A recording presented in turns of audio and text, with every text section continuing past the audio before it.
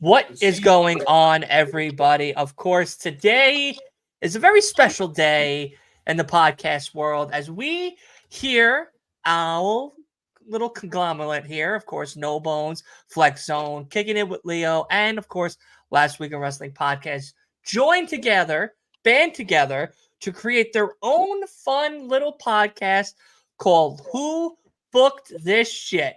This whole entire podcast series from January to December is going to be solely focused on the pay-per-views for both WWE and AEW, each and every one that's going to happen. So, of course, since January starts off the pay-per-view season, that means that, of course, Rumble season is upon us, and it's only a few weeks away, which is crazy to even say. So tonight's episode is going to be all about how we would kind of book some of these storylines that are going into this main card, of course, into the Royal Rumble itself. So let's get to the amazing gang of characters here. None other, like I said prior, one half of the best couple podcasts out here on the game. Of course, we're talking about Asa, about No Bones, about wrestling. How are you doing, buddy? Doing well. Glad to be here. Glad Very to be a part excited. of this. Yep. Yeah, I'm very excited to have you. I love seeing your beautiful face and everything. I'm very excited to see you again this weekend. We have a very busy weekend. And of course, God said I got to make somebody the host of this heaven. And he picked a favorite of them all, none other than Big B himself, my guy, Byron. How are you from the Flex Zone? Hey, it is good to see all of your beautiful faces one by one. There you go. There you go. Well, maybe not so much everybody's because, of course, we got the mark of the WWE right here. One half of the Mark Squad, of course, the other one being Wolf. No, I love you so much, buddy. It's all good. Leo from Kicking It with Leo, of course, my main man, the man that has not missed a Last Week of Wrestling podcast episode since Tuesday. My guy, you're going 3-3 for right now. Will you make it to Sunday? We'll see. We'll see. We'll see. Well, there's a lot. There's a lot of content coming out. Of course, we got a lot to talk about, and of course, the whole rest of the week as planned. We'll talk about that a little bit later on, and as well as each and every one of these podcast live streams or anything that we do here is always presented by the Main Event Network, as well as your folks over at NordVPN. But we'll get to them a little bit later on into the show itself. But let's go, guys. The Royal Rumble. It is a pastime, generational feat of men and women now who go out there, 30 men, 30 women, to take on the best of the best to try to become the best of the best. And we have, of course, the big run coming up in just a few weeks being Royal Rumble 2024. And of course, there's been a lot of things that are circulating on the internet. There's been a lot of talks about leaked things like, of course, who's winning the men's, who's first runner-up, who's the women, who's the people that are showing up, people like X-Pac, Naomi, of course, Sasha Banks, maybe, what was it? Maybe the Boogeyman, a whole bunch of crazy list of character names, men and women that we have. But of course, we have some big championship matches as well. Roman Reigns now in a fatal four-way from just a one-on-one competition that he's so accustomed to, now into a fatal four-way match between Randy Orton, LA Knight, and AJ Styles, and including the tribal queef himself, Roman Reigns, is in action. Like I said, I'll never ever show that man any type of respect, unfortunately, because you know who my tribal chief is. That man's scarf's hanging right here, baby. All right. And of course, we also have the United States Championship as well being defended on the line with Logan Paul versus Kevin Owens one-on-one for the United States Championship, with, of course, other matches to come, like the Seth Rollins Impossible, Drew McIntyre, or maybe Jinder Mahal if things don't hinder Jinder come this Monday on Monday Night Raw. And, of course, maybe a women's championship match with Rhea Ripley. I know, like you all know, she is going to be main eventing Elimination Chamber next month over in her home country, Australia. Perth, Australia. So we'll talk about that when that gets a little closer. But guys, let's get right into it. How do we feel, all honesty, with the card in itself, with the matches that are 100% confirmed, being that Fatal 4-Way, being that United States Championship, and then, of course, the classic of classic, Royal Rumble, men and women. Asa, we'll start with you, buddy. How do you feel about this year's Royal Rumble going forward into everything that we know already is confirmed? I'm just sort of like, whatever. Because I mean, the Roman match, Roman's keeping it. Right. Who cares? Logan Paul, who cares? I mean, like, Logan Paul's keeping it. And then the women's Royal Rumble, I've said it before. I love women's wrestling, but the women's Royal Rumble is about one of the biggest wastes of time in the wrestling year. This is a great episode already. It's one of the worst displays of wrestling that comes around every year. Just like a lot of punching and kicking and time filling. Yeah. And I hate that that's true, but that's the truth, man. The men's Royal Rumble, I'm looking forward to that. But just that. So overall, not so much, man. What would you rate this right now out of 5 with the card that we have ahead of us? 2. Damn. No love for this year's Royal Rumble from Asa. Not yet. No bones. Not yet. Not yet. Maybe there could be things that we could even say that changes or hinders the Royal Rumble card come this month. But of course, Byron, what are your quick thoughts, of course, for this year's Royal Rumble? The undercard matches usually on the Rumble don't matter. And I think I agree with Ace on that point. I think what they did with the Roman match is to add a little bit of unpredictability. Like I said yesterday, just be weary of where that match is placed. If it is the main event, I do expect The Rock to show up. If it's not the main event, then it'll probably open the show. Logan Paul and Kevin Owens, I think, will be a good match, but we know Logan Paul's not losing that title till at least WrestleMania. And that kind of has me wondering, okay, what are we doing with Kevin Owens heading to WrestleMania? The Women's Rumble and the Men's Rumble, I think, are probably the most unpredictable they've been in years. There's a list, especially on the men's side, of at least probably 10 guys you could say have a legit story to win the Royal Rumble. I mean, whether it's Punk, whether it's Cody, whether it's Drew McIntyre, you want to throw in Solo, you want to throw in Jey Uso, who even said he wants championship gold. I mean, you still got Gunther there. There's a lot of stories in the Men's Rumble, and I think this could be one of the better Rumbles we've seen as of late. I just don't like the fluff in all the Rumbles. I don't want to see tag teams. I don't want to see Angelo Dawkins.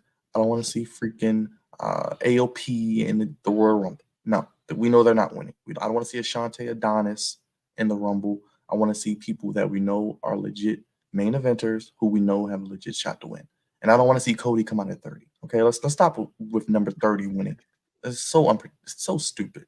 But yeah, I do think the card looks okay so far. I mean, I would like to see maybe another match added. Like I said, I wonder what they're going to do with the World Heavyweight Championship match. So don't be surprised if we get an attempted cash in on Monday.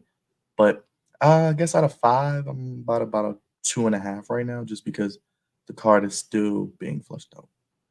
Understandable. I can't believe you dissed the Soup Profits. That's Ace's favorite tag team. Come on, we all know they're winning the damn Rumble. That's like putting freaking what did they have? They just put geeks in there sometimes. Like, oh, I'm just gonna come out the crowd and jump in the Rumble, but we're not gonna win. Asa absolutely hates the Soup Profits. He hates the Soup Profits. Every time the Soup Profits come on, I look at Asa and I'm just like, I can't wait for him to say something about the Soup Profits. It's so bad. It's so bad, but it's so fun. Of course, my man Leo, who is 3 for 3 right now over here on the pod. My guy. We've talked about the Indies. We've talked about TNA. Now it's time to talk about WWE. How are we feeling with this year's Royal Rumble going into it being the first pay-per-view of the year? Not the best one, I think, but because we got TNA this Saturday. But we also have the Royal Rumble this month as well. So we shall see. What do we? What are our thoughts? I mean, I look at the card like currently, and like a few like the matches I feel like are predictable. We know Roman's not gonna lose that title. Logan Paul is going to retain. So it feels like a lot of them are shaping up to be just predictable. And I think that's my problem with a lot of things that happen in wrestling where there is no unpredictability. I feel like there should be more unpredictability in wrestling. Like we go into these shows with this expectation, like we know what's going to happen. I want to see more shocking things happen, things that we wouldn't expect to happen. And, when we have the Rumble for the men's and women, I feel like there are numerous people that can win. If you look at the men's, you have people like a LA Knight, you have people like a Jey Uso, you have a Cody Rhodes, you have CM Punks, you have those different types of guys who have legitimate chances of winning. If you look at the women, it's always the same thing with the women. It's like, there's so many people that they can go with depending on what story they want to tell. You have Becky in the match. You have Jade if they want to make a big splash with her. You have a returning Liv Morgan, possibly. You just AJ Lee even. You have different people that could definitely make some noise in the Rumble, but it's really going to show it's like who do they really go with and who, has the best chance of winning and who would be the biggest draw depending on the Mania match that they decide to book for these women or men. But I feel like the current card as it is right now, I mean, I can't give it a high rating, but I don't want to give it a low rating either. So I'm going to just meet everybody in the middle, probably give it a 3. That's not meeting us at the middle because I'm at a fucking 1. I'm at a solid numero uno on this card, but I quickly want to just say hello to everybody in the chat. Eric, Khan, of course, 202 Degree, Wrestling with Bros, Big Baby Ben, and everybody else that's joining us live. But look, the men's Rumble and the women's Rumble, I think that's the staple that we put a lot more of our eggs into the basket for when it comes to this pay-per-view as a whole. Just kind of like that elimination chamber for the men's and women. And because I say that is the fact that we have more of a journey into a different career path for a lot of either up-and-coming talent, unreally given chance men or women that haven't been on TV, more screen time that they have seen prior, or just different story beats and brand new people to work with that could create very interesting long-term feuds that could boil out into something like a WrestleMania. But again, whether it's the men, whether it's the women, it all depends on how, kind of like what Byron said, they come out. Nobody really wants to see their top guys come out at 30. Like Cody doesn't need to win it if he's 30 with like 7-8 people there. That's very predictable. Punk doesn't need to come out number 1 and stay 29 like Rhea Ripley did. Doing those type of things for the women is a little bit more acceptable because when Rhea won, that was a lot more exciting because there was a lot more of hope behind Rhea when doing something like that. And of course, we saw that excellent match with her and Charlotte Flair at WrestleMania that kind of pulled off the whole entire song. So I think that that's more acceptable for the women's division. But like all of you said, the men's division does have a lot of people that could win it. There's a lot of people that we might not even expect to win, but could win. People like a Jey Uso, people like a Chad Gable, people like an Otis. All right, maybe I'm kidding with Otis, but like there is a lot more people. There's a lot more people that we could see come out. Even surprises that we love to see return back. Seeing Booker T come back, even if it was for that 5 minutes, doing that spin-a-rooney, that was fun for me. I enjoyed that. Seeing Carlito come back, it's always fun to see your favorites come back, even if it is for a brief 5 minutes. But if it's done poorly, it does affect the Rumble, again, in my opinion, poorly as a whole, especially if there's a lot more writing on the line. And with, of course, Punk's return and Cody still struggling to finish that last page like Floyd Money Mayweather with the 50 cent bet, trying to finish a Harry Potter book. Listen, he's struggling, and it's just something that we have to really hope is executed poorly. 202 Degree, I see what you're saying, and I'm gonna be bringing that up in a second. But Yeah, to me, I hope that it's executed properly. I hope whoever does show up, surprises or not, it is something that we could see. Mercedes Monet is what 202 is saying. Maybe Sasha and Trinity at the same time. Possibly even just Naomi coming back, Liv winning the Rumble. It could all be that for them. I think Raquel, though, is out for an extended period amount of time because of her illness that she's battling. Yeah. I'm not saying Nia Jax because you're also saying not Nia Jax because nobody wants Nia Jax. No. Sorry, but No. not sorry. Yeah. So but we'll definitely get more into that topic of discussion of the Rumble itself in a little bit. Let's get to one match that I think does have some type of interesting potential and starting power for, of course, this new, hopefully restarted division for the United States Championship. We'll start with you, Leo. Logan Paul, Kevin Owens battling it out. The tournament, of course, Santos and Kevin were the last two of the tournament. And now it is Kevin v. Logan. And this seems to be maybe that restart button that we're hoping for. Business wise, Logan Paul was the safer bet to have win because, of course, his podcast, it has millions of views and following. Business wise, it made sense. But now I feel with 2024, Triple H more in control. Maybe it's time that Logan Paul takes that step back as a champion and lets somebody else start running the game again. How do you feel about all of that? I mean, I definitely agree with that. I feel like, Logan Paul, I think when you look at him, no matter how you feel about him, he does draw ratings. I do think, when him with the following that he brings in his social media presence, he brings a lot to the business, more eyes on the product overall. And with him being the championship, it makes it even better. I think the thing is, when you look at the feud that we're seeing between Kevin Owens and Logan, yes, the match is going to be good, but at the same time, we know what the end goal is, so it kind of makes it less likely that they're going to pull the trigger. And for a fan that's watching, they might not want to get invested just because we know what the end goal is. And I think another thing that kind of I look at the feud is the championship. I feel like when was the last time we seen the U.S. Championship have emphasis? When was the last time we seen the U.S. Championship be treated important? We've seen what Gunther has done with the Intercontinental Championship, and I feel like we are just waiting for someone to come along to potentially do the same for the U.S. Championship. Because if we're being honest, the last time I think of that championship being in a prominent role and treated like it was actually important was when John Cena was holding in 2015, and that was pretty much it. Ever since then, yes, we've seen different champions come along throughout the years, but none has elevated that championship to the next level like a John Cena has.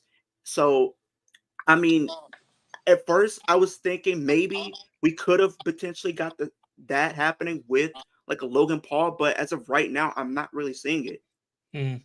Yeah, I mean, it's a hard one because we of course had this United States Championship last year in a lot of hot potato situation with a lot of different champions. Of course, Austin Theory being the one that really held on to it for a certain amount of time. There was hope.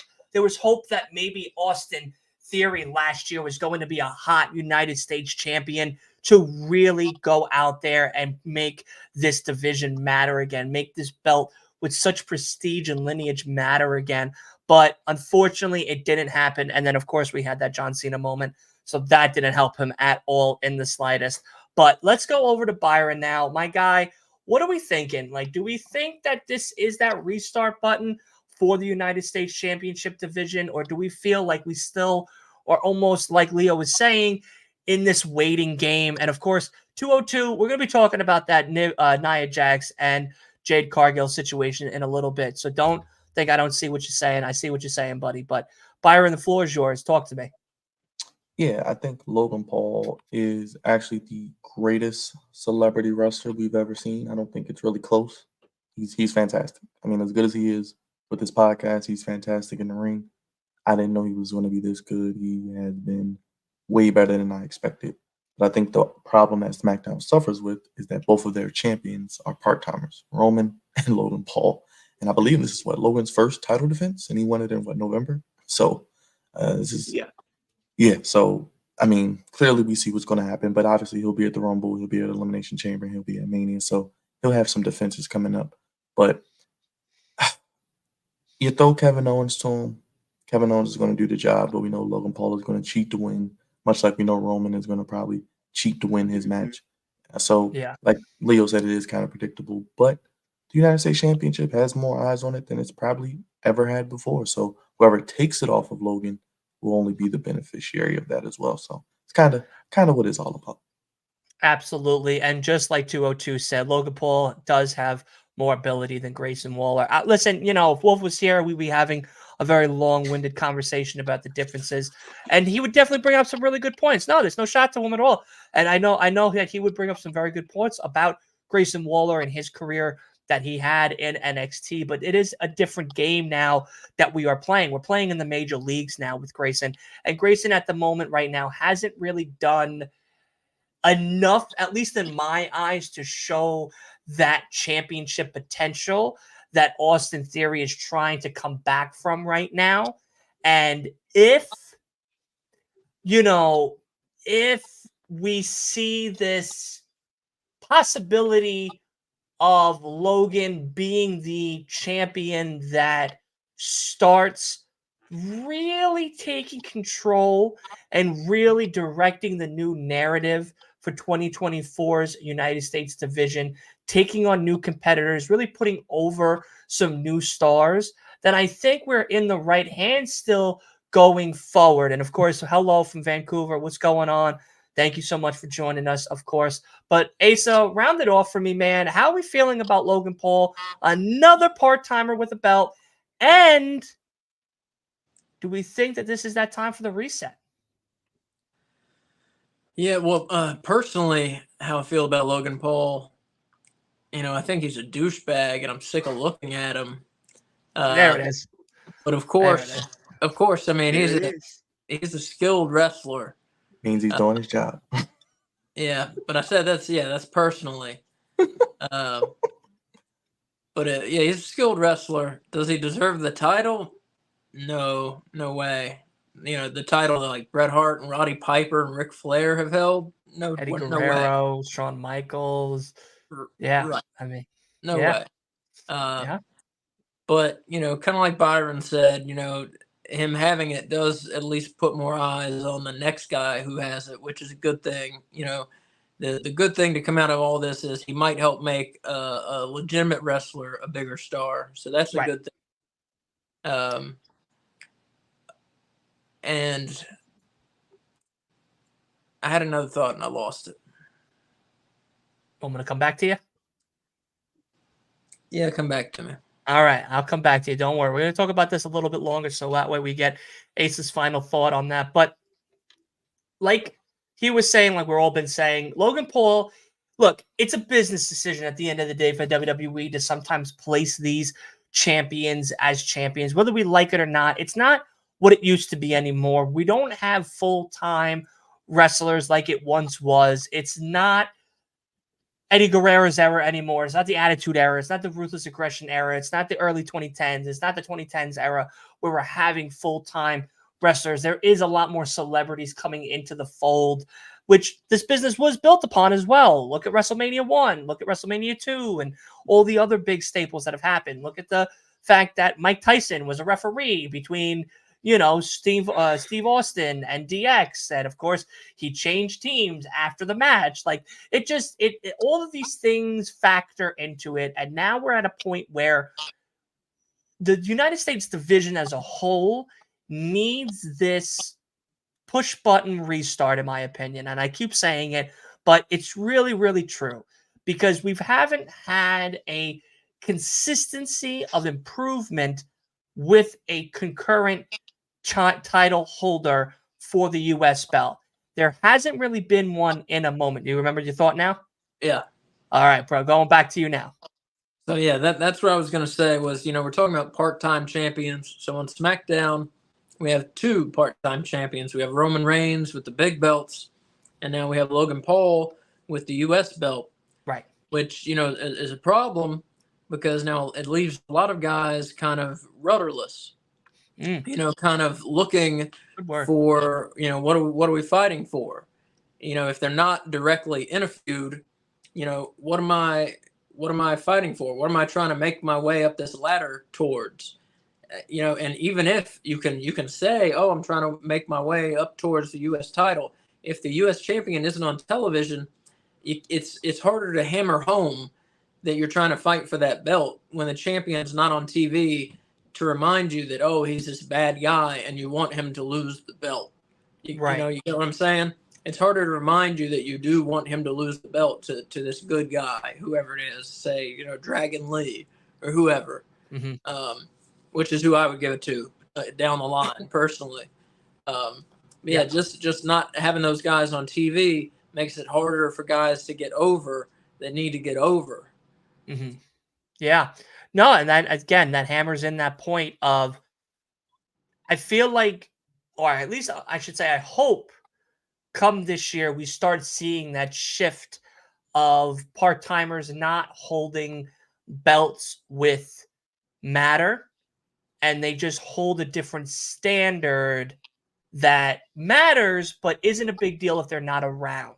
If they can't beat this celebrity that's beaten all these other greats in his reign, then fine. I'd rather see something of that long term than seeing a champion who's not around, not defending it, not talking about it, not making Seth Rollins statements, not making the Samoa Joe promos, not making those memorable back-to-back weekly episodic TV shows that you have to tune into.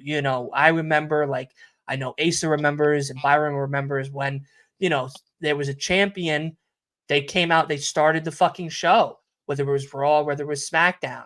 And of course, they came out there, they talked their shit. If they were a heel, if they were a good guy, if they were a baby face, then they were just doing their thing. They were saying thank you to everybody. But then, of course, somebody would rain on their parade. That next challenger would rain on their parade, and there'd be a feud that would start brewing and start leading into another big match that would come, of course, at another pay-per-view, whether it was an A pay-per-view like a Royal Rumble, Elimination Chamber, Money in the Bank, or B pay-per-view like a Bad Blood, Cyber Sunday, or anything like that. No Mercy. That's where I feel we need to start getting back into that groove again, because now we're coming into this era of it's cool to have these part-timers on one show and overwork our actual champions and have them run through the cards very quickly, like a Gunther and like a Seth Rollins. Seth has defended his belt every single week and every single month on a pay-per-view. He has made his presence known. He is the world heavyweight champion. Same with Gunther. He is the Intercontinental champion. Whether you've fought him once, twice, 5 times, he has proven he is the Intercontinental champion. And then you go to SmackDown, and it's like the Vacation Boys. They're just hanging out. They're hanging out at Barbados and the Bahamas. And they're like, oh, I got to come to work this week? I'm not. And it's like, we'll come back after the Fast and Furious movie 20 finishes shooting, and I can come back. Like, that's where we're at now, where it's this 50-50 divide in championship holdings that I hope starts to change over time, because I want a consistency. I feel like we are, as fans, as viewers, as people that buy and watch this product and go to this show, we are owed that in a sense. I don't want to use that as the terminology, but I feel like at this stage of the game, we're now past that part-time stage, and now it's time to get back into the swing of things, get back to the meat and potatoes of what the WWE was based upon and how these title lineages are supposed to go. So hopefully, like I said, this is that restart button for Logan Paul and Kevin Owens and this United States division. But let's put that aside. Let's now book it ourselves a little bit here. Who would we actually have defending or actually going for the United States Championship. Asa, we'll start with you, buddy. Of course, we're gonna play a little game quick. So this is kind of how the show is going to work. We're going to, of course, talk about every match like we just did, and then every single match, including the Royal Rumbles, we're going to kind of book the way we would book. No, we're not going to name 60 men and women, Joe, that everybody gets their name in there. No, that's just crazy. We'll be here for fucking 7 hours. No. So what we're going to do is something a little more fun. And of course, you guys are more than welcome to be involved as we do this. But right now, we have the opportunity to keep who we have, right? Kevin Owens, Logan Paul as the competitors. You can change the competitors and the challenger. You can also put the title up for grabs if you want. So there is no holder of the belt. And you can pick two people and explain why you'd pick those two people, and kind of so on and so forth. Okay? Does everybody understand that? I think it's a little more fun this way. And of course, everybody at home, that we could do this as well. Like, you could keep who you have, you could change the challenger, or you could change both people as well and have the title up for grabs to become the new United States champion. So Asa, buddy, we'll start with you. Are we keeping, changing the challenger, or changing the whole scenario? I'll change the whole scenario and Alrighty. And get what are we Logan doing? Paul, get Logan Paul out of there. And I think a more interesting match would be Rey Mysterio and Santos Escobar. Okay.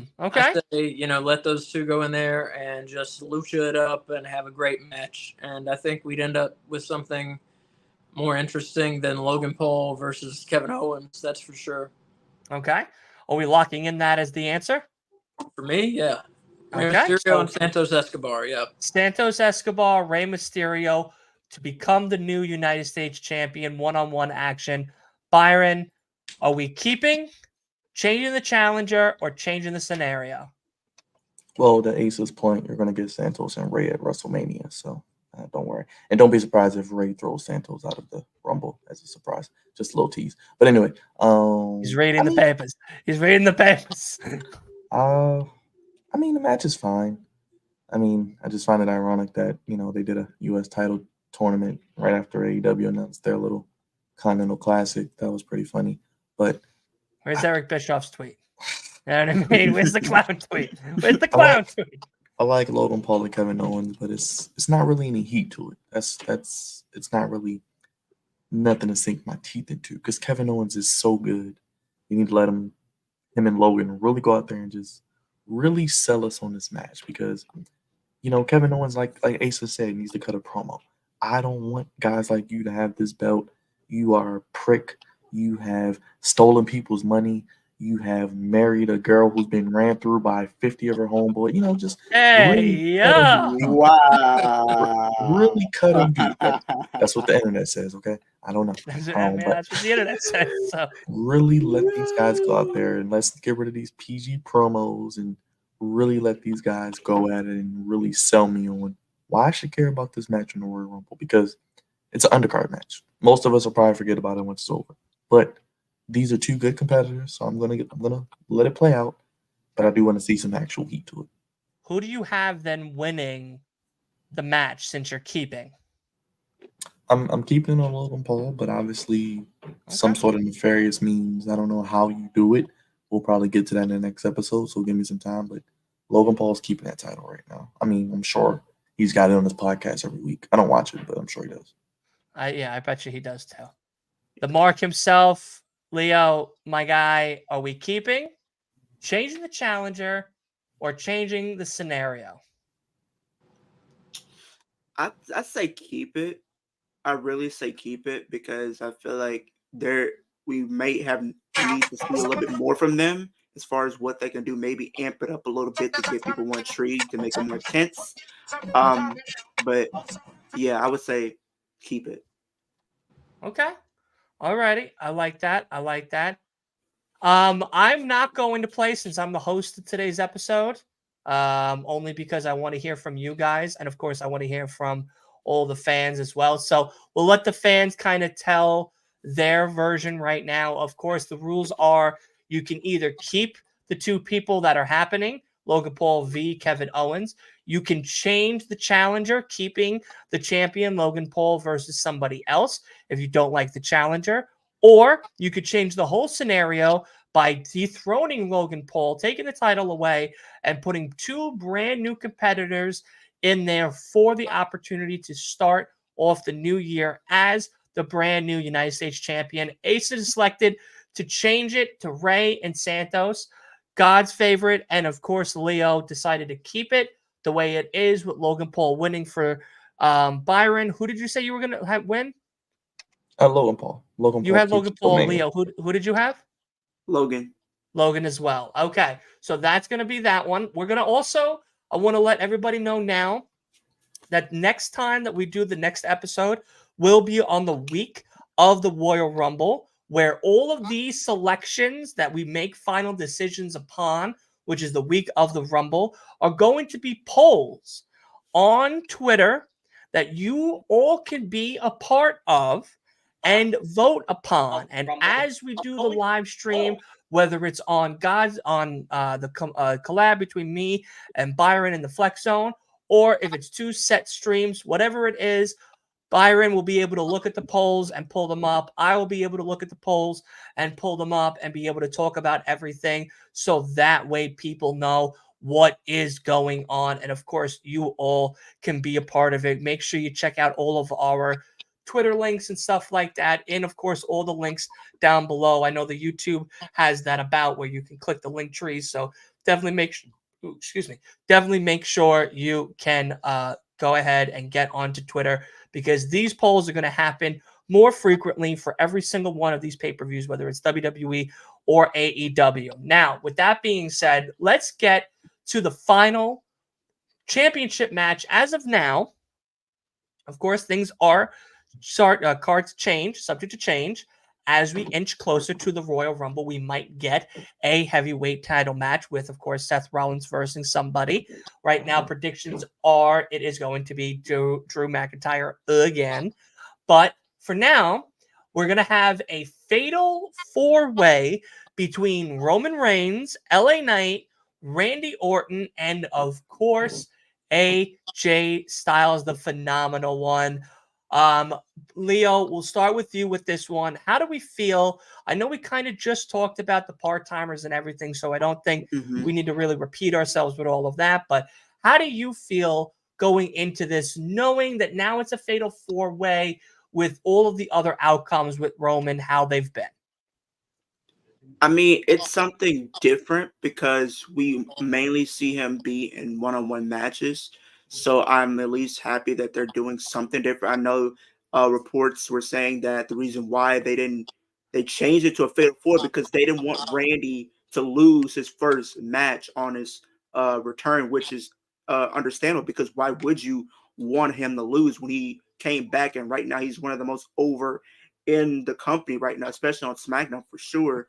So now you have a situation where you're putting, the best four guys that you can possibly have on SmackDown, having them go at it because each one of them have history and want to get revenge on Roman Reigns, because you have, LA Knight wanted revenge from what happened at Crown Jewel being screwed out. You have Randy coming back and now want revenge for being taken out by him in the Bloodline.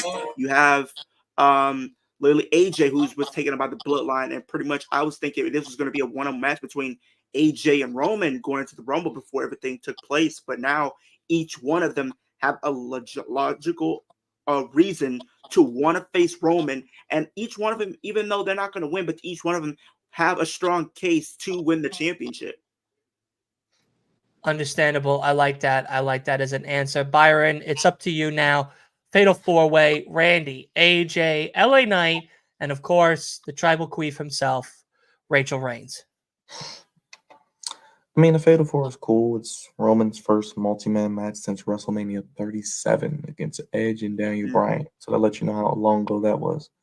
I don't really care because it's unpredictable, but it's unpredictably predictable. We know Roman's winning. Question is, how is he going to win? I'm sure we'll get to that the next episode, but I just feel like they're going to probably make LA Knight take the pin, which if you do that, you kind of kill his momentum because you already lost to Roman when he probably shouldn't have got a title shot one-on-one yet.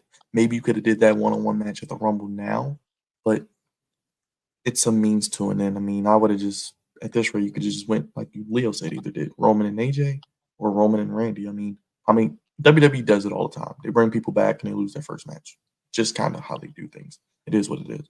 But Randy's kind of bulletproof, so if he does lose, it doesn't really hurt his momentum. But Fatal 4-Way does make it a little more predictable, and Roman doesn't have to do a lot of work at the same time. You got workhorses in there like AJ, like LA Knight. Randy can work. So I'm sure Roman will probably somehow get knocked out in the match and sit on the sideline for 10 minutes. But it is unpredictably predictable. We know Roman's going to win. Like I said, if it is the main event, I do think we get some appearances from The Rock. But it is what it is at this point. I mean, Roman's beat them all. It's really not anything different that we can really see that hasn't happened already. Understandable. I like that. I like that. Asa, to round us off, how we feeling? As far as what's actually going to happen, Yeah, like what is your take on this whole Roman Fatal 4-Way and everything?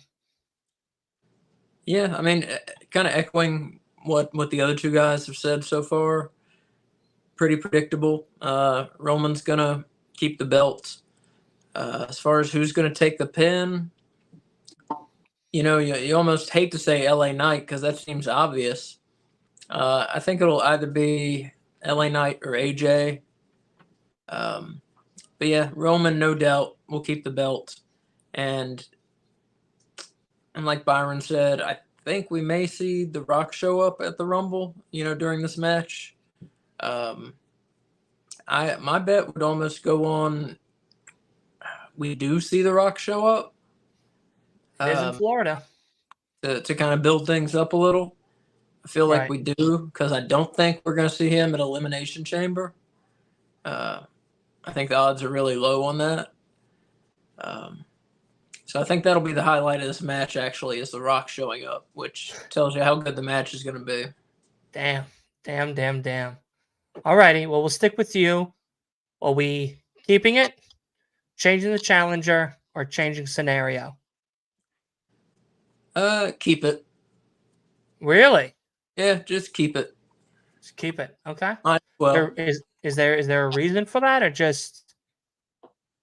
Yeah, but it's going to give away what I would want to do at WrestleMania. So. Okay. All right. Well, hold on. off. I don't want to give away what I'm doing at WrestleMania. All right. Sounds good. We'll hopefully we'll hear some of that maybe the next episode and everything. Big B, what are we thinking? I just got to throw a logic question in there. If these other three men outside of Roman are in this match, will they also be in the Rumble? Or how is that going to work? Are they going to come out in the Rumble, then go to the main event and go in this match all sweaty already? I'm just throwing that out there. Just little things I look at when I watch these shows that people don't think about. But I guess maybe because if you don't have all three of them in there, that's three big names not in the Royal Rumble, and you could see LA Knight as a Final Four competitor. I don't know. We'll see what they do. Maybe the men's Rumble starts the show. Who knows? We could do something different this year. But I would keep it just because it makes sense because it's stupid because why would Roman interfere in the triple threat? Because all that's going to do is make it a fatal 4-way. Dickhead, if you just let them fight, you're going to have a one-on-one match. But like I said, I think about these things sometimes when people are asleep, just random illogical things in wrestling. But anyway, I would keep it because we don't see fatal 4-ways in WWE like that. I think the last fatal 4-way I actually cared about a little bit was the Roman, Brock, Samoa Joe. Was that Braun Strowman? I think. Yeah, SummerSlam 2017. Yeah, that was a pretty good fatal 4-way. So I think, like I said, I think this match will be okay. I think we'll get a spot where Roman is like written out of the match, and then he'll be on the sideline for like 10 minutes, kissing his wife or something, and then he'll come back and probably spear people and do what he does. But I'd keep it. Damn. I mean, all right. I like that as well. Leo, keeping it, changing challengers, or changing scenario? I'm going to say change the scenario. Ooh. Here's why.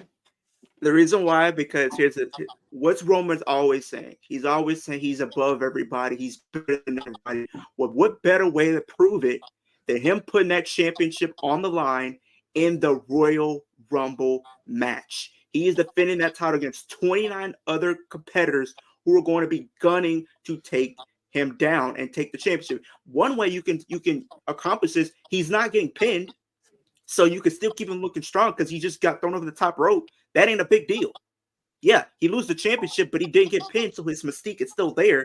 But you could create some more intrigue going into WrestleMania, because if he does lose it, whoever he loses it to, and then you also got to think about The Rock. He could distract him, allowing him to get thrown over the top rope, whatever. And pretty much if that does happen, that's going to happen towards the end of the Rumble anyway.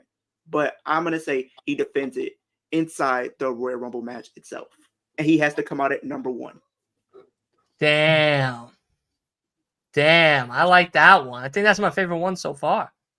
That's a pretty good stipulation. That was right a nice there. little 2016 callback, I think. With Exactly. And he didn't win. So, hey. I said do that last year when he had 2 titles and he was walking around with one he didn't defend. Yeah, but Oh, I like Listen, it, Lee. I I like it, Lee. think that's a good one. Yeah, that's a good Even though one. Roman's not wrestling more than 30 minutes, so he's not coming out of the Right. door. Yeah, no, he's too tired. He's too Exactly. tired from holding nothing. All right. So now it's time for the men's and the women's Royal Rumble. Do we want to do the men's, or do we want to do the women's first? I mean, if we're being honest, the way they do it, they usually start with, I mean, they did start with the men's last year, did the women's later. So maybe we start with the women's. It's up to y'all, really. Is everybody start cool with with the starting women's with the then. women's? Yeah, that's fine. Okay. Asa, cool with starting with the women's Rumble? Sure. Get it out of the way, because I know this topic's gonna probably put you to sleep. Sure. I'm trying to look at the stat to see if there's been some I'm looking at the stat to see if there's some entrant numbers that haven't been won from yet.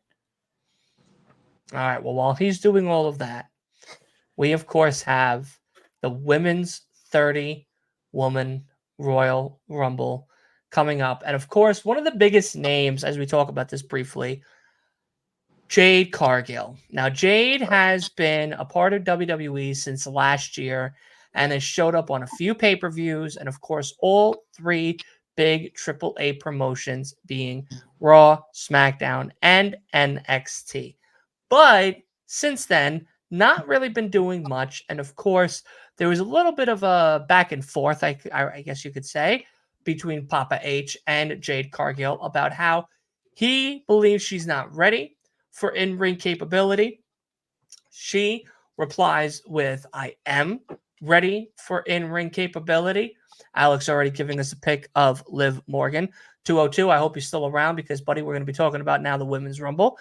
So as we go back to that, there's a lot of other people that we could see come in, as well as Naomi, God's future wife, of course, Mercedes Moné, and possibly a couple of big old-time legendary women, maybe a Trish Stratus, maybe a Lita, maybe a Michelle McCool, possibly a Maria Canella. I know, but I believe she's what, in AEW now, right? Maria Canella?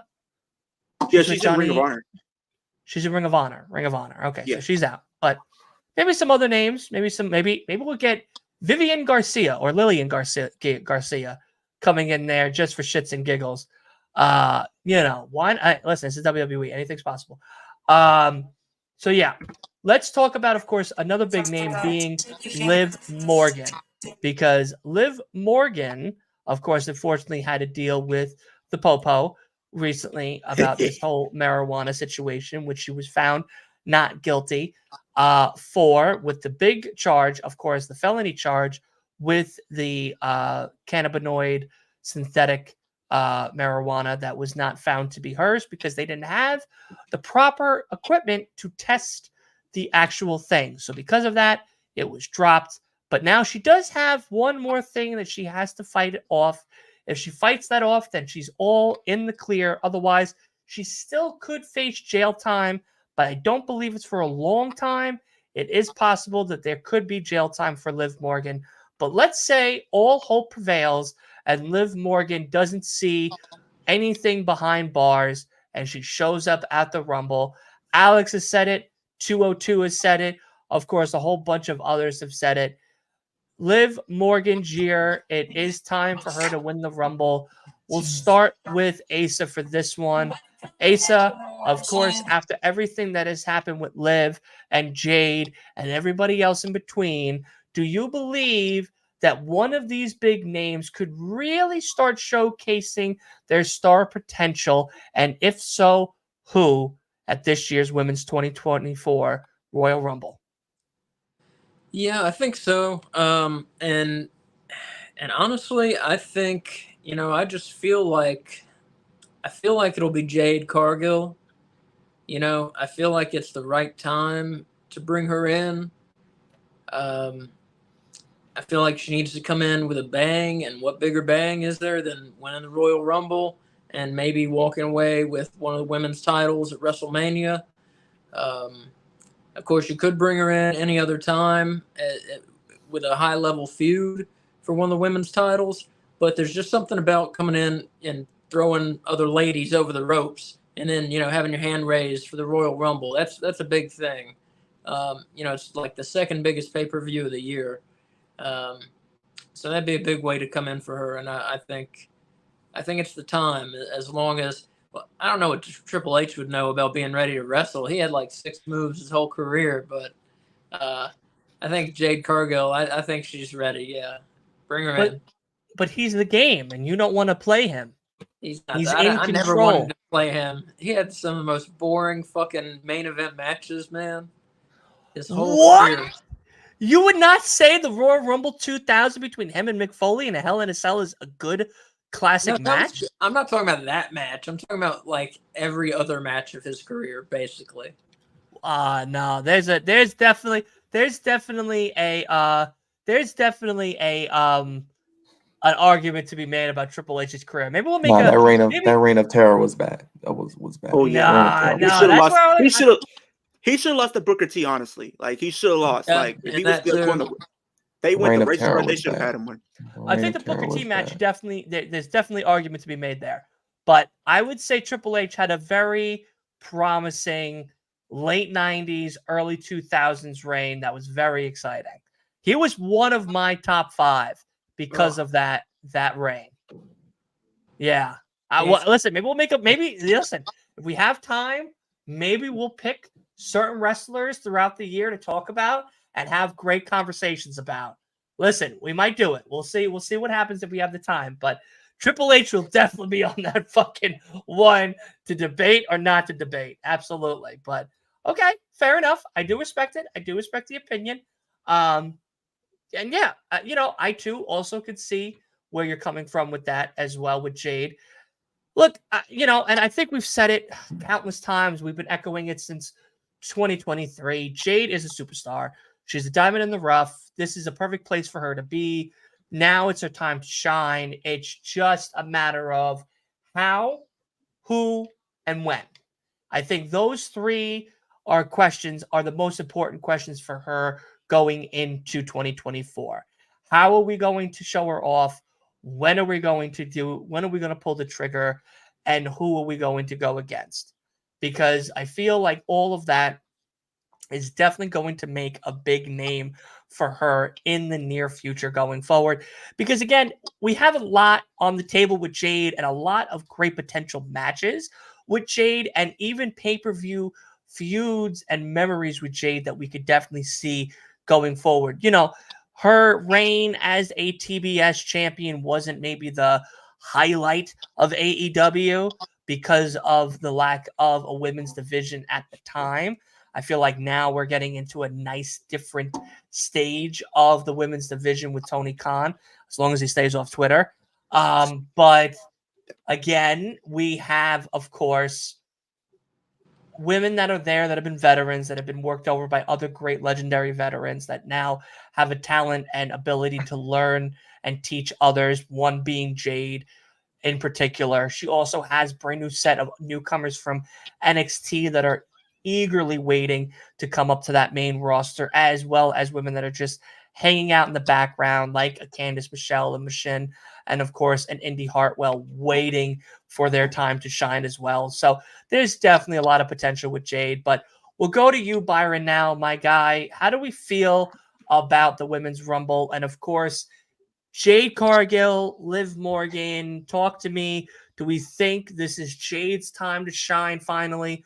And do we think that Liv, Leo, just calm down, but Liv could really pull the trigger here and shoot for the stars? I'm gonna keep it short because I know Leo is bursting at the seams to talk about First, Liv. change hands Um, twice before this conversation started. I will just say that I think Jade should be the first woman you see at the Royal Rumble. You give her that grand entrance, you give her that superstar WWE treatment that they're going to do. You give her the Cody Rhodes ascending from the depths of the bottom of the ramp and the smoke and the music, and allow her to flex and show how great she is and how good she looks and how she's a superstar. And then I think you have her be the Iron Woman with the most eliminations. She doesn't win the Rumble, but she probably makes it to that final 4, 5 bit of women. You show her off first. You maybe put her in there with whomever, like a smaller woman. Let her throw her around for a little bit. Show how she can, dominate a match, and then allow her to be in the final 4 or 5 and have the most eliminations. And then you can build towards whatever you want to do after that. Or you just maybe just leave her as a special attraction and you build her up to maybe just really start her run after WrestleMania, because WrestleMania is going to be loaded enough. And you want to try to shoehorn into a feud, Jade into a feud is going to be interesting. But we'll see what they do. But I would have her come out first and have her have the most eliminations. Awesome. I like that answer. Alex Johnson over here on chat has a very good question or opinion that we're going to get to in just a brief second after we get our thoughts from Leo, of course, about Rhea and Liv with their story that has been a 2-year story and that could possibly end at WrestleMania. So we're going to get everyone's thoughts on that in a little bit. But Leo, I know you probably changed your pants twice on this one. My guy, Liv Morgan coming back, I know is as exciting as Dana Brooke showing up on TNA on Saturday, but unfortunately it's not Saturday, and unfortunately it's not the Rumble. But how do we feel? And of course, is this year is December? January. Yeah, I still think we're in December. January 27th, 2024. The day finally has come where we see Jade Cargill debut. I feel like she will show up there. Like Byron said, I think she does show up at number 1 and have a great entrance. I I heard what Asa was saying earlier. I think the only problem with her winning the Rumble, it would give backlash, because if you look at WWE, it's mostly just the casual fans, and for the most part, I feel like the casual fans don't really know her, and I feel like it could cause a little bit of controversy just to an extent, because I feel like for the women, they might be a little upset. It's the point where, oh well, we work our butts off every single day for 365 days a year just for somebody who had the first match and then win. That's going to cause a little bit of issues and possibly some turmoil backstage, and you really don't want that. I feel like, the best thing for her to do is to come in as the Iron Woman, have some great eliminations, maybe build a feud with whoever eliminates her, like maybe a Bianca, maybe a Bailey or a Becky, possibly. I think that Becky or Bianca would be like some great feuds. I would love to see her go and have at Mania. But I feel like when you think about the potential winners or whatever the case is, I really think this is Liv Morgan's time to ascend and take her career to the next level. I feel like, she was the last two in the last year's Rumble. Um, I feel like she is one of those wrestlers that needs that one breaking moment to break through the grass ceiling to get her to the next level. And I do think, she is somebody I can see taking her game to the next level. I think, when you look at the past winners we've had, from Asuka to Becky to Rhea to Ronda to Bianca, all those women I just named have been booked dominant, right? They've been booked dominant going into the Royal Rumble matches, to the point where, okay, when this Rumble happens, we know that they're going to win. We know that's going to happen. All of them have been pretty much booked to be at the top of the card at this point of time we haven't really seen like an underdog win the match. If you look at the men's, we have seen some underdogs win. The best example, Rey Mysterio, right? He came in Yeah. at number 2 and won. He's a true underdog. And I feel like now is a time to show, at least for the women's, at least to the fans, that you don't have to be the most dominant woman in the division to be able to be at the very top of the card. You don't have to be. You really don't. You don't have to be a Jay Cargill or a Rhea Ripley to be a main eventer. You don't. Somebody like I said, Rey Mysterio defied logic by being a smaller opponent, and what he went on to do, he became a world champion at Mania. So I do think when you think about it, the story is there for Rhea and Liv to have their match at WrestleMania. So I think it is that time for Liv to get her moment. So now there was a question that came directly from Eric Douglas, and shout out to Eric for this, because this one's directed for you, Leo, because we know Mhm. how much of a mark you are for Liv. Leo, I know you would love Liv to win the Rumble, but do you think her court case would hurt that idea? And I'm going to let you answer, and then I'm going to follow up with a rebuttal as well. But I feel like we're going to be on the same page with this, so you might be echoing everything that I might repeat. Mhm. I feel like there's always a chance to where that can definitely interfere with their plans, because if they give her the Rumble win, she still has to go to court, and then if she ends up having to do time, that's going to put WrestleMania and that match in jeopardy, because I think they pushed it back. So I think 2 weeks before Elimination Chamber. So I would say if that's not the case, she doesn't win the Rumble, I do think a better scenario is to have her win Elimination Chamber, because there is history there as well. Because I mean, I was doing some statistics and everything. She has been in every single Elimination Chamber. She's been in every single one of them, and I feel like if they don't give her the Rumble, will I be a little upset? Kind of, but it is what it is. But I do think if there's some way somehow to get her to WrestleMania, I do think if it's not Rumble, it is definitely Elimination Chamber. Yeah, I don't think I need to even repeat anything you said, because I pretty much would have said the same exact thing word for word in almost the same terminology. But let's get to Alex Johnson's question here. It says, Liv and Rhea have a 2-year story that's perfect to end at WrestleMania. We'll start with you, Asa. Is that the case? Does Liv and Rhea's 2 stories that have intertwined over the past 2 years, should it finally end at WrestleMania 40, the big 40 of all the WrestleManias?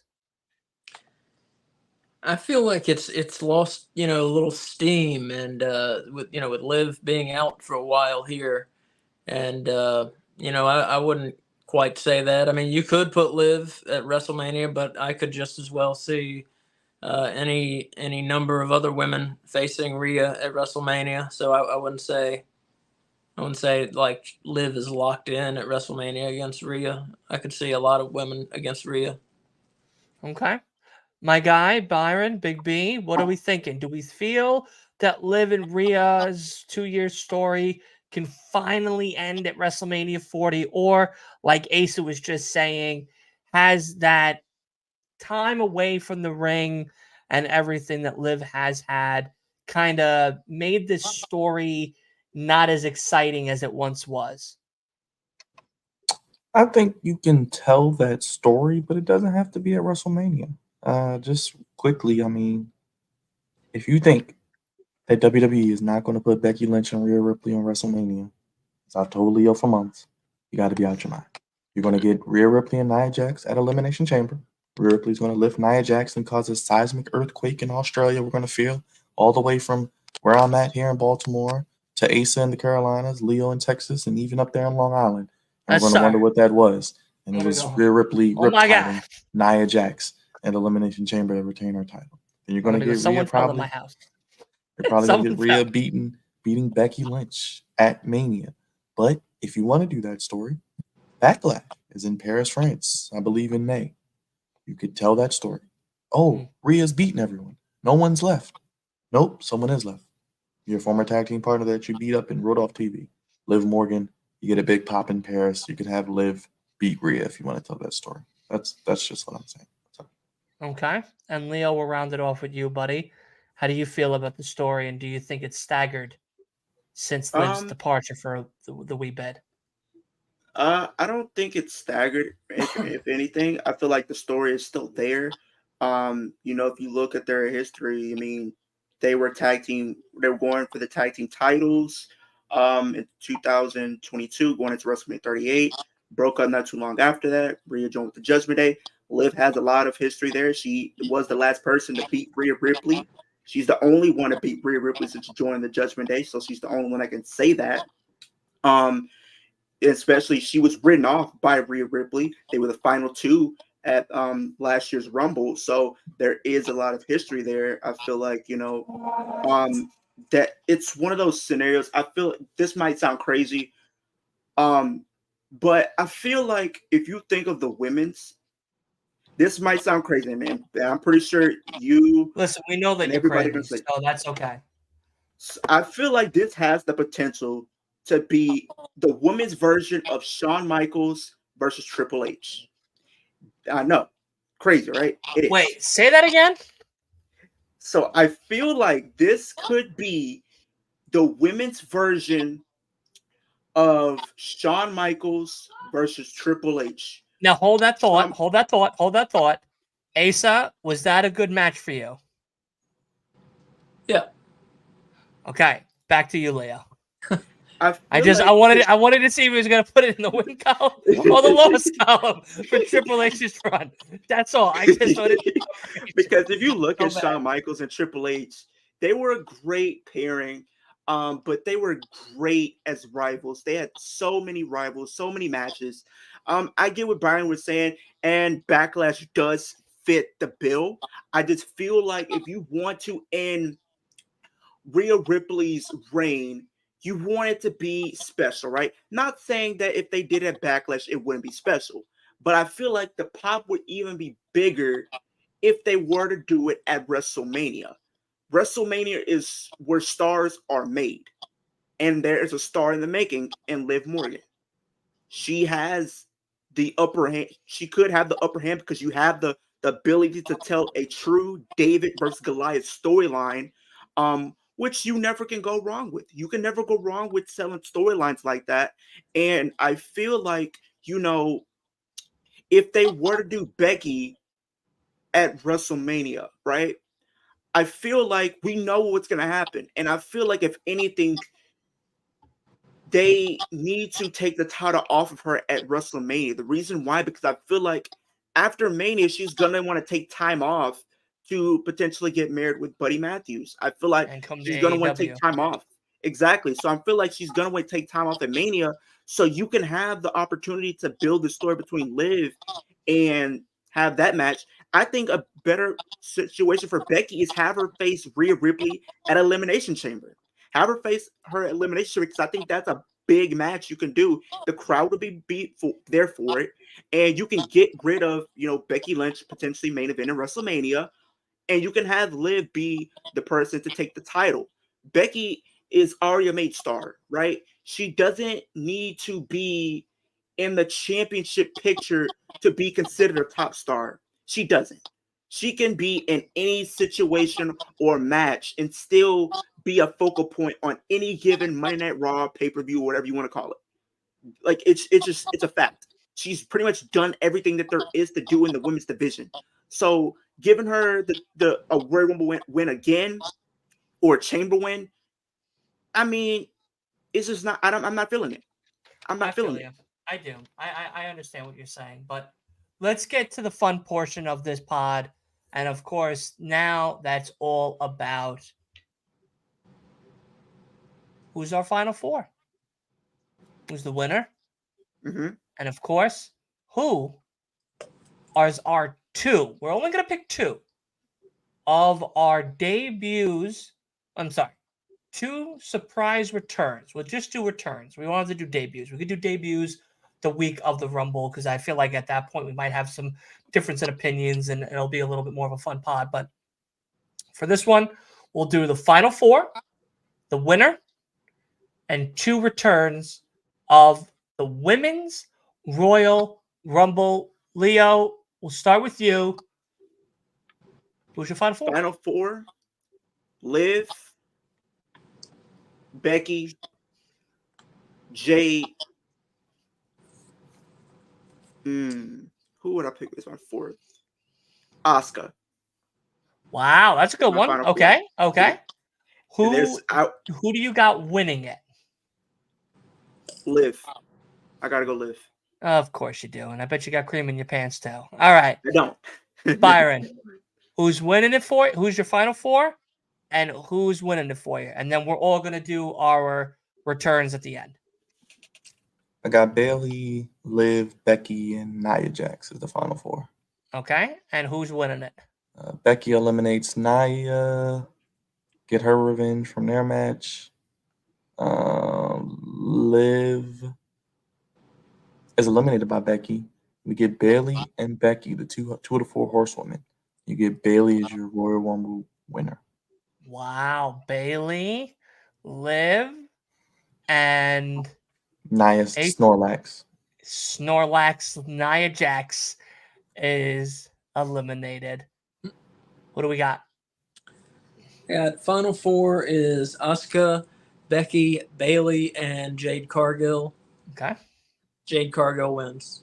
Wow, you have Jade winning this. Ace is going all in. He's putting a Wow, rocket. you are really you're putting all your bones on the table on this one. Mm-hmm.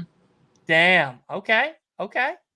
All righty. So now, Asa, we'll start with you, buddy. Who are your 2 returns for the Royal Rumble? Surprise return. Women's. Say if they're still alive, Mae Young and the Fabulous Moolah. No, I think they're both passed. I think they both have sided with Jesus. Hold on, I'm going to tell you right now, so that way, in case if they've sided with Jesus, you can. Yeah, she died 2014, Mae Young, and Fabulous Moolah. Yeah, dead at 07. So yeah, we're gonna have to definitely pick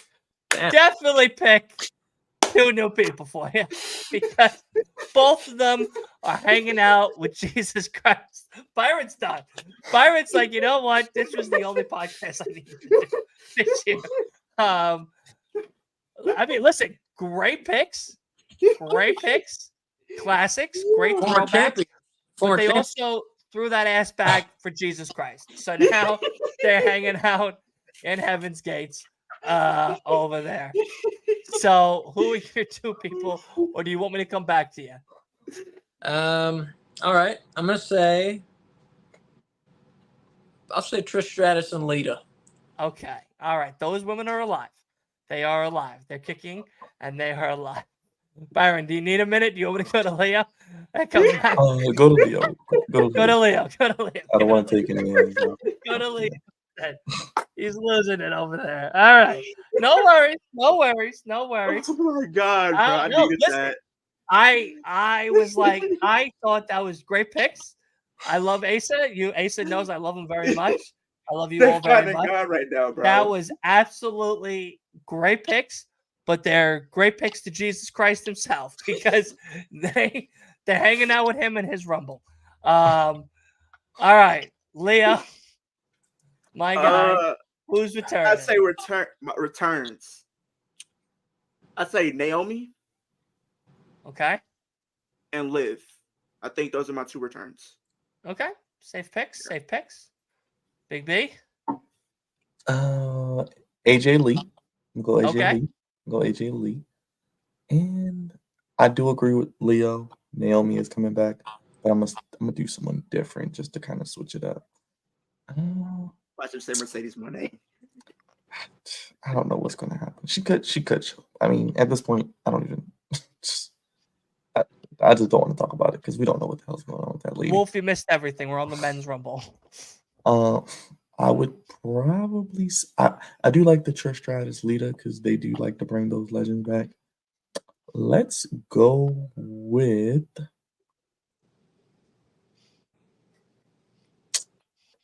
Darn it, that's tough because I want to pick someone that's not. I say AJ Lee, and I'll say Candice Michelle. no. Hmm. Can we get Julia? Can we do Julia from Stardom? Can we do Julia that? from Stardom. Can we do that? That's a debut though. That's Oh, well. that's more of a debut than I guess you're right. yeah. AJ Lee and Maybe Michelle. I think Raquel. I think Raquel shows up. I think Raquel Rodriguez shows up. Raquel. She shows Okay, up. that's a I think she return. shows That's a up. I think return. she I'll shows up. I consider forgot that a about that. return. I think That's she a good shows one. up. I like that one. I like that one. All right. So I think there's a little bit of a conversation to have with the men's Royal Rumble. This is going to be the final one for us here. And then, of course, we'll do our final four, our winner, and then we'll do our returns. So there's a lot to talk about here. Of course, there's a lot of people that could become the actual number one contender for either the World Heavyweight, Mm-hmm. Roman's part-time mustard belt, Mm-hmm. or Yeah. the McDonald's logo, or Victoria's a good one, Naomi's a good one as well, Santos Wolf, thank you. Or Gunther's Intercontinental belt. Now, I know normally it's only the two main ones, but I'm going to throw that one in the mix for this conversation here. Asa, I'm going to start with you, buddy, for this.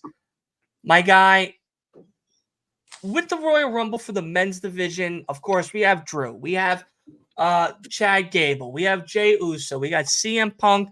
We got the man that can't even finish a Harry Potter book or a Dr. Seuss book, none other than the American roller coaster himself, Cody Rhodes. How do we feel with going into this men's rumble with the odds stacked against a lot of these number one contenders, and of course a lot more titles up for grabs when becoming the number one contender for WrestleMania? There's a lot of good options. It's a pretty open field this year. I feel like more than a lot of years. I'm saying Final Four: Drew McIntyre, Gunther, Cody Rhodes, and Ricochet. Ooh, I like that. I like that one. Ricochet. Okay. Cody Rhodes wins for the second year in a row. Second year in a row, Cody Rhodes is winning this one. Big B, a lot of titles up for grabs. Men's division. Of course, we have a lot to talk about with that. But, of course, let's get to the real meat and potatoes of this pod. Who's your Final Four? Who you got winning? Yeah, the whole SmackDown match still throws me off because I thought maybe one of those guys could be in the Final Four. So I'm going to exclude them for now. Okay. Cody, CM Punk, Jey Uso, and I'm going to go with...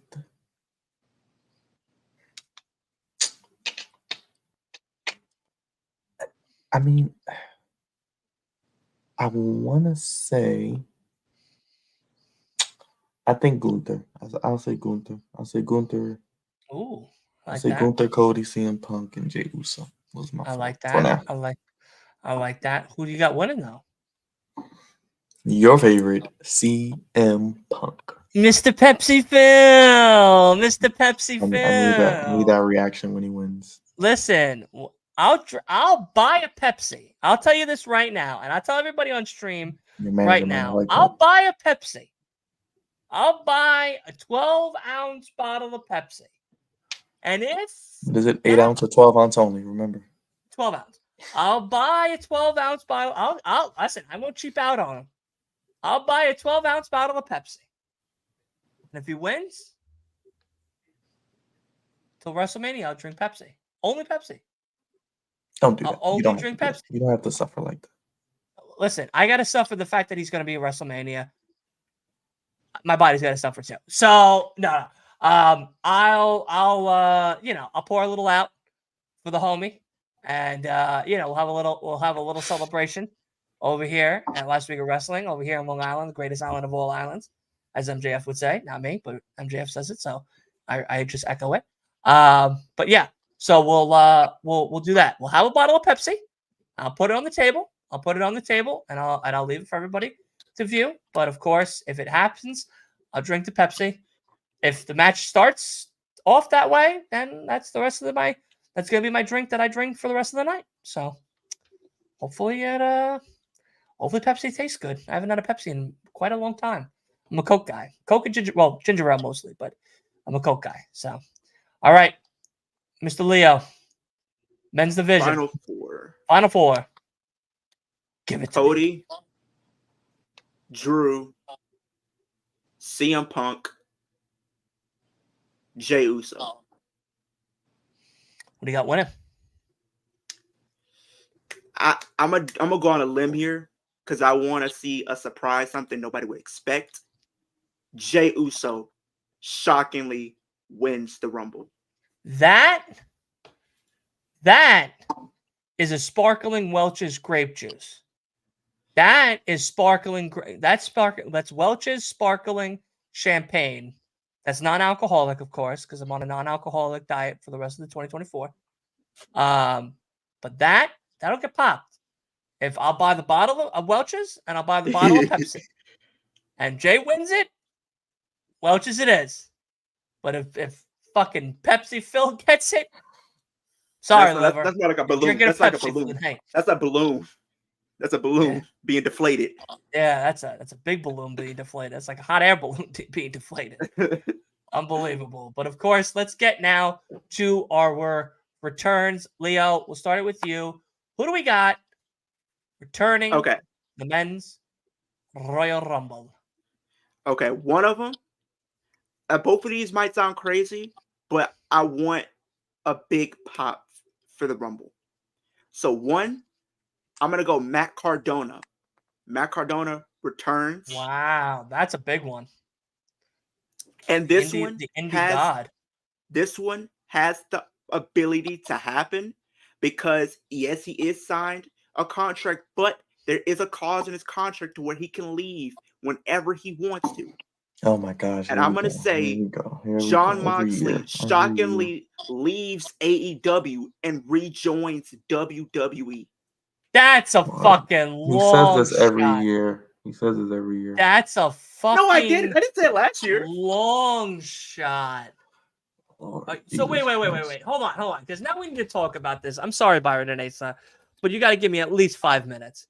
You're telling me Jonathan Moxley, the man that has been doing numbers over in New Japan, that had an amazing Wrestle Kingdom 18, that's going to have an amazing Battle of the Valley, that's going to probably be at AEW's Revolution.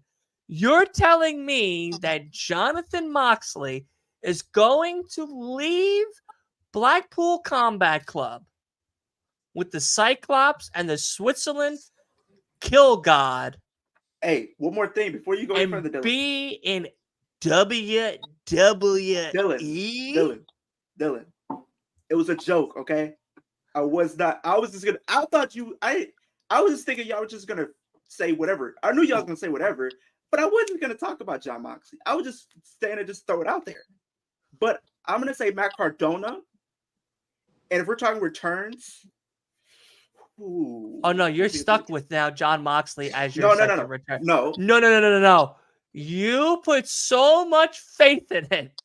You're stuck with it now. I'll let you change it episode 2, but for episode 1, you are stuck with Jonathan Moxley as your return. My guy. Woo! Dug yourself a ditch on that one. All right. Big B, who do you got returning? Talk to me. I'm going to go Big E. Ooh. Hopefully. That's a good one. I'm gonna go Andrade El Idolo. Andrade El Oh, wow. Idolo. I like that Yes. one. I like that one. Asa. I'm gonna go with X-Pac. Spock. I've 1, 2, heard, 3 kid. I've read he's possibly training for a return for this Rumble. And I'm gonna say the Gobbledygooker.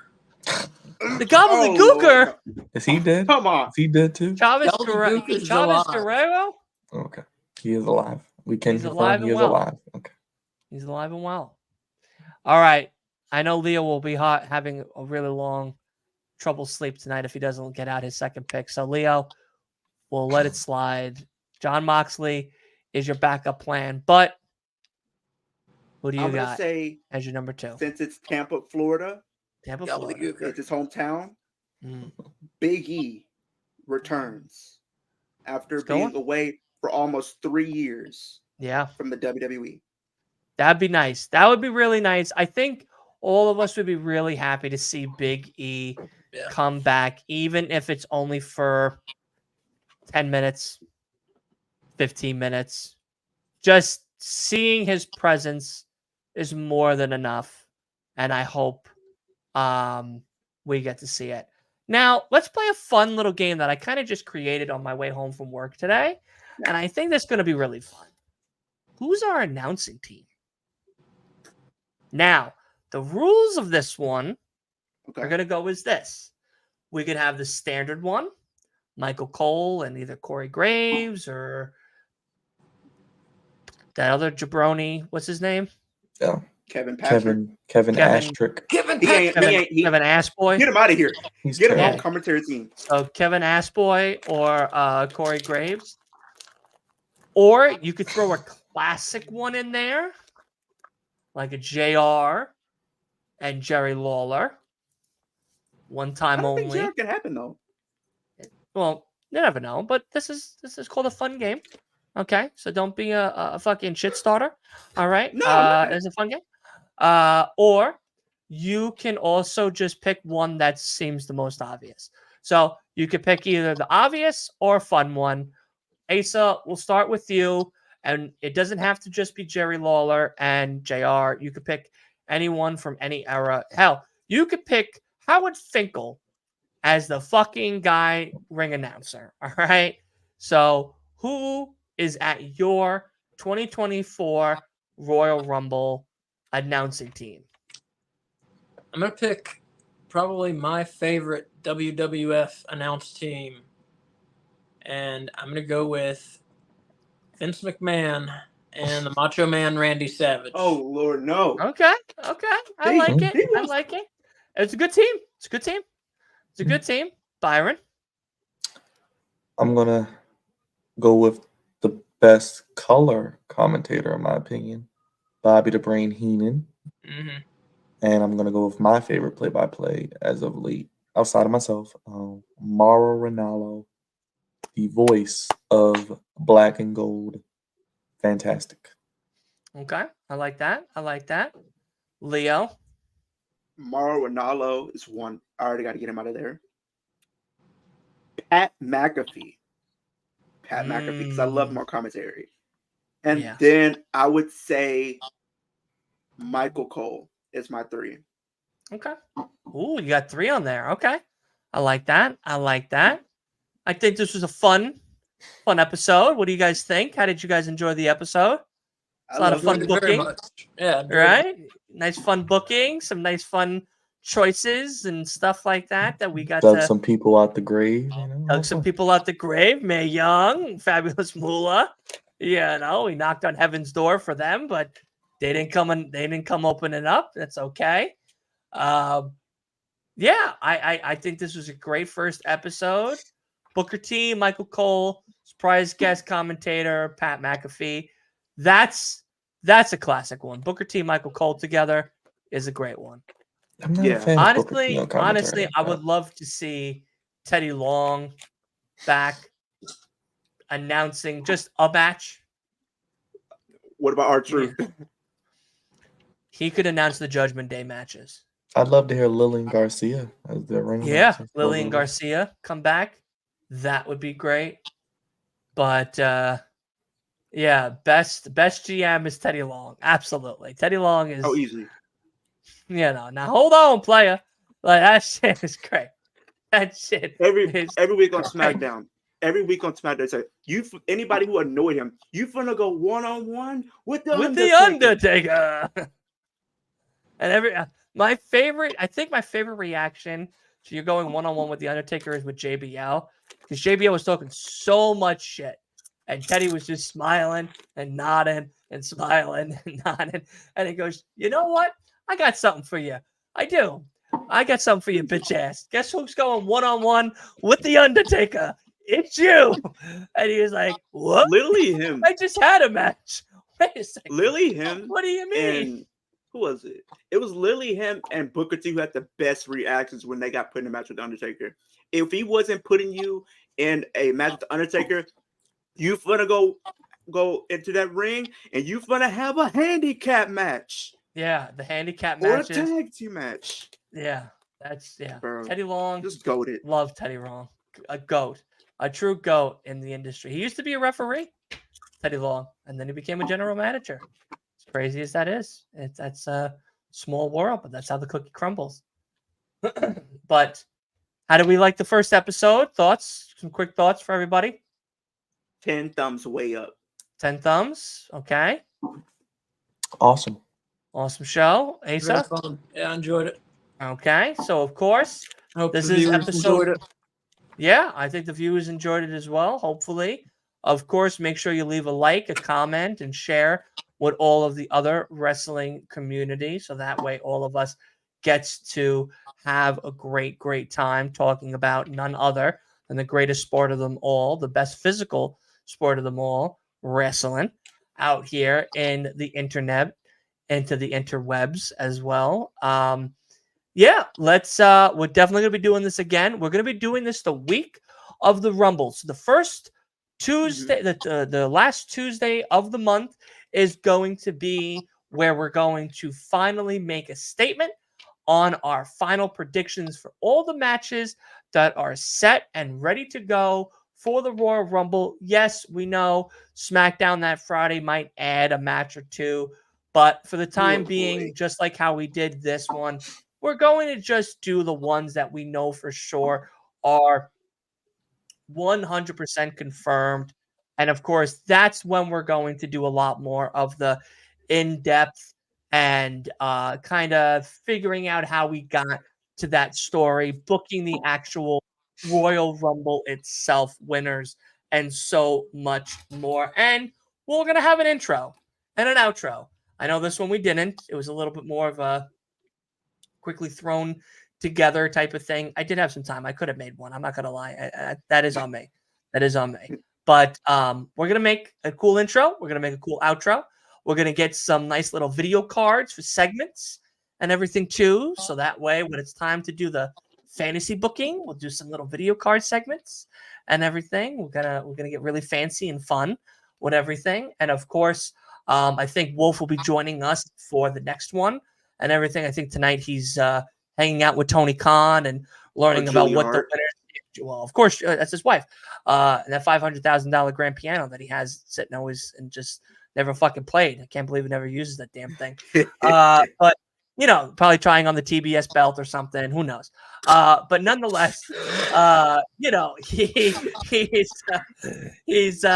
he'll probably be joining us on the next one. I know that he had a couple of loose ends, $1 million deals he had to figure out or whatnot with TK. So, you know, probably telling him to stay off Twitter and everything. So hopefully TK listens and everything. But nonetheless, He won't. Thank you guys so much. And of course, thank you to my amazing gang of guests. Of course, if you guys don't mind just hanging back so that way we can kind of talk about some things quickly, briefly, so I can let you all go. It's only 9 o'clock, 9:13. 8:13 over here.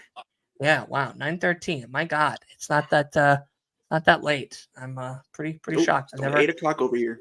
I'm not normally shows end about 10ish, close to 11 for all of us. So it's weird that we're ending very early. But thank you guys so much. Of course, thank you all so much as well. And we will see you, of course, tomorrow for the predictions episode of TNA, baby. That's right. TNA Saturday. Me and Leo, we're so excited. I think out of all of the people that are watching this shit on Saturday, me and Leo are the most excited for TNA. Honestly. Yeah, we are probably the only ones that are going to be so excited for TNA on Honestly. Saturday. I can't wait. I can't wait to have Byron. I can't wait to have Jugs. Can't wait to have Asa and Kay that I believe is coming on. Right? You guys coming on for Saturday? Yep. Excellent. I'm so excited. That's gonna be great. Of course, Wolf will be back in action. Packed house, packed team, the best of the best. Listen, Long Island only picks the best of the best. And I searched the 7 Seas and all 49 states for the greatest podcasters. And I found them. All right. I found them. I said, listen, come to the better side.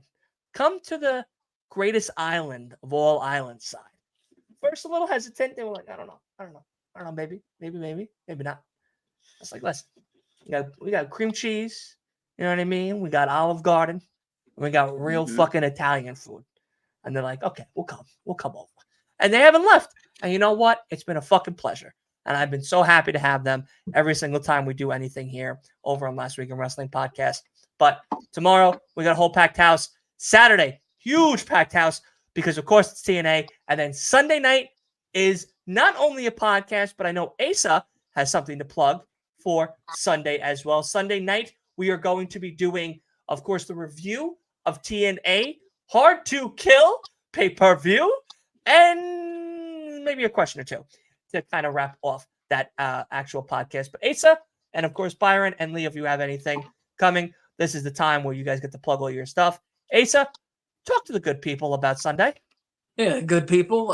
Sunday afternoon, 12:45 on our YouTube channel, No Bones About Wrestling, right there. We are doing a retro wrestling watch along. Your hosts are me, my wife Kay, and of course Dylan. And we are watching Royal Rumble 1999. And so if you don't know who wins, don't look it up because it's a fun one. So come at 12:45. We're gonna talk about the card for a little bit, and then we're gonna start the show right at 1:00. It's available on Peacock. So join us 12:45 on YouTube on Sunday. That's awesome. And like Asa said, load your cocks the way Leo's gonna load his for fucking Saturday if Dana Brooke comes out, and get ready to fucking splurge. Because, of course, we're going to be having a retro watch along like no other. Byron, do you have anything you need to say to the good people? No, thank you guys for being here. Thank you, everybody in the chat. And if you haven't already, please subscribe to the Flex Zone. I'll be here for TNA Impact on Saturday. Hard to Kill. That's right. Big B said, you know what?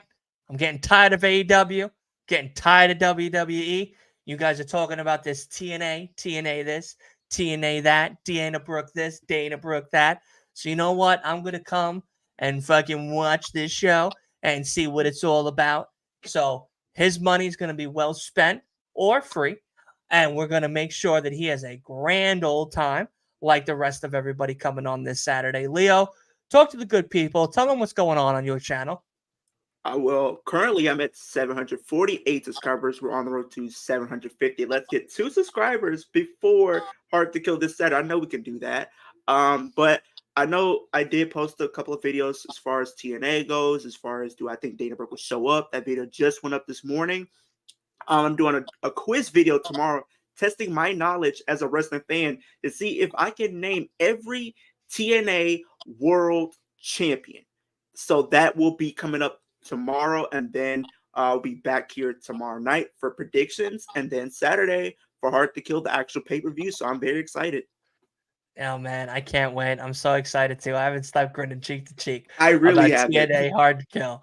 You know what I mean? It's been an absolute great time. But of course, that is going to be it for us here. Thank you, of course, Santos, Wolf, Chris, 202 Degrees, Alex Johnson, Jerry Doss, Eric Douglas, and of course, none other than, I know there's a new name in here, Wrestling Bros. What's going on, everybody? Thank you all for tuning in. Thank you all for hanging out with us. And thank you all for all the love. Make sure you follow all of us. Make sure you give us likes, the comments, the shares, and all of that, because that does help. I'm telling you now, that makes us feel better about sitting here talking to our internet friends that we hope are real, right? You guys are real? You guys are real? Okay. And of course, making this awesome content each and every week that we do here. So definitely make sure you guys are tuned in, locked in. Make sure you turn on post notifications for all of us here each and every week, because we bring you guys only the creme de la creme, the cream of the crop, as Macho Man would say, of the content for everybody's eyes and ears to listen to. And then we will see you tomorrow for TNA Hard to Kill predictions. That is probably going to start at 7:30. I don't think it's going to start at 7. I think it's going to start at 7:30. It is subject to change. Right now it's set for 7, I believe. But if not, it might start at 7:30 instead. And we're just going to run down the card and everything like that. And don't be shocked if you see me and Leo's beautiful faces just grinning ear to ear, talking about every goddamn match that's about to happen. All right. Good night, guys. Thank you so much. Let's run the numbers up, get everybody up there, and we'll see you guys next time.